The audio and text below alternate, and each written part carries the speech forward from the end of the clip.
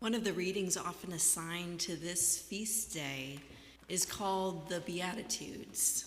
Jesus is teaching that all kinds of people are blessed, including the poor, the grieving, the meek, the hungry, and the persecuted. This is a famous passage and also a disputed one.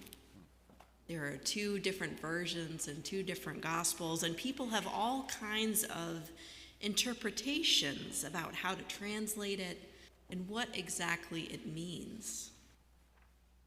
It has always seemed strange to me that this confusing and sometimes divisive text is scheduled for such a tender day.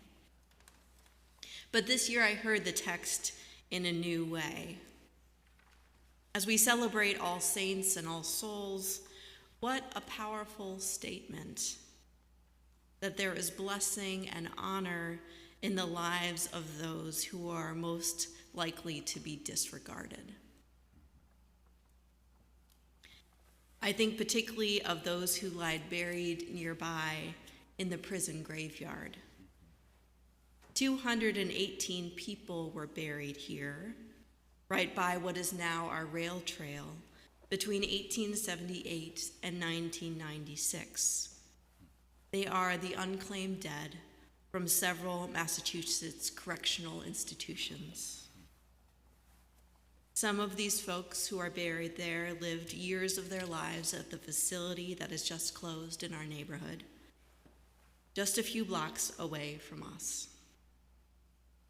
A few of these souls were perhaps even well acquainted with folks who were members of this church and worked as guards at the reformatory in the 1890s and beyond.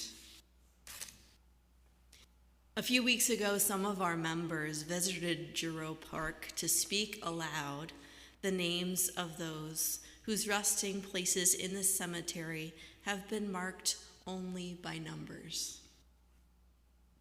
There is so much that we don't know about the lives of these individuals, who they loved and what they believed and what brought them joy.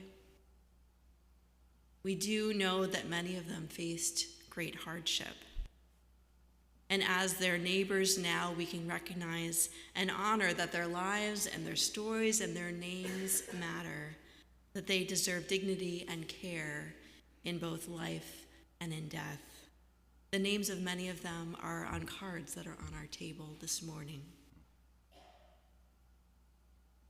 The presence of these neighbors is a call to humility. Humility certainly about our justice system, which, like every justice system, is imperfect and causes suffering. And humility about how sometimes we regard our living neighbors in many different life circumstances. No matter what else may be true about each of these neighbors, their lives are holy too. And the same message holds true for us and for those whom we treasure.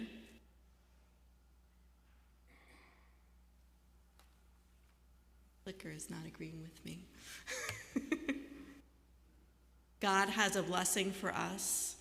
If we are coming today with a heart full of grief, go back one, Carlin. We'll see her in just a moment. God has a blessing for us, those of us who are grieving this morning. God calls our loved ones blessed in their tragedies and their struggles, as well as in their joys and in their gifts.